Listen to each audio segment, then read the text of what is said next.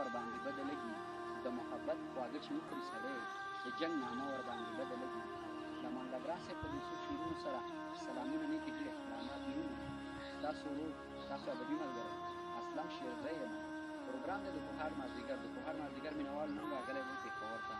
چېرته کې چې زموږ ورور عابد کاک صاحب ژوند کوي نو راځو غواړو مینهوالو چې د عابد کاک صاحب نه یو څو شعرونه او څه خواږه فعالیتونه واورو نو پروګرام پوهاړ مازدیګر کې درته کاک صاحب ډېره مینه واخلي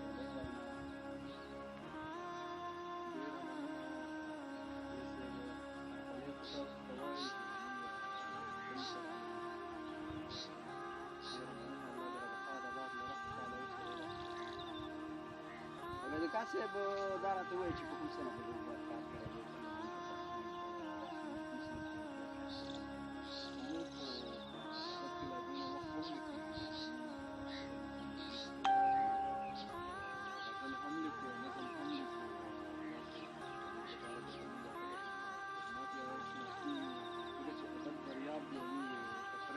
استادان دې څوک شته دي د ادب په معیار کې استاد وشي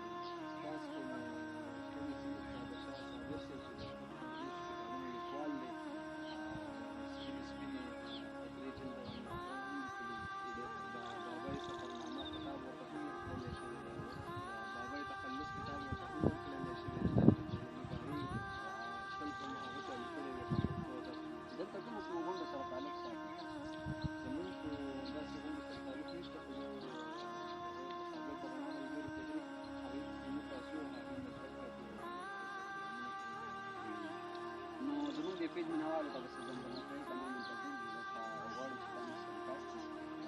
پیج مینهوالو ته غزل نه مخکې به صرف درې شعرونه ووایم چې دا خو د ظلم او د جبر د کورسۍ اډه ده دا خو د ظلم او د جبر د کورسۍ اډه ده بس بیرو پکې ژوند د بېوسۍ اډه ده مونږ ښه بېغمه موردي کوو بلا موریدان ښه بېغمه موریدي کوو بلها موریدان دلته د څومره زرپرستې زردارۍ اډه ده او داسې په برنګ برنګ راته مه ګوره دا خلک نه ویني داسې په برنګ برنګ راته مه ګوره دا خلک نه ویني ولې ونۍ اډه ده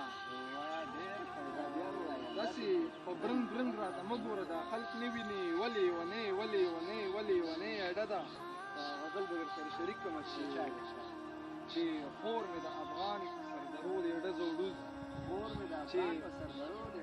چې خور مې د افغان په سردرو د ډزو ډوز د امن ښار ته په راتلو د ډزو ډوز شعر دی پکې چې د چا غوښې راټولې کړو چا له قبر جوړ کړو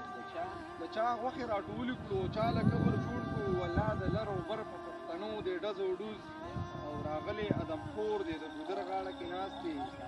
راغلی ادمخور د دې ګودر غاړه کې ناست دی د پیغلو په منګو لوپټو د ډزو ډوز او سپرلیه چې راځې نو خوشحالۍ ځان سره راوړه سپرلیه چې راځې نو خوشحالۍ ځان سره راوړه خزان سره په منډه دی پتلو د ډزو ډوز او دې نوي ثقافت متهذبونه ټول لتاړ کړل دې نوي ثقافت متهذبونه ټول لتاړ کړل زمونږ په پړونو په شملو د ډزو ډوز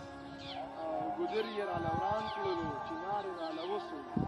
ګودر یې راله وران کړلو چنار یې راله وسو د دې نه پس شروع مو په حجرو د ډزو ډوز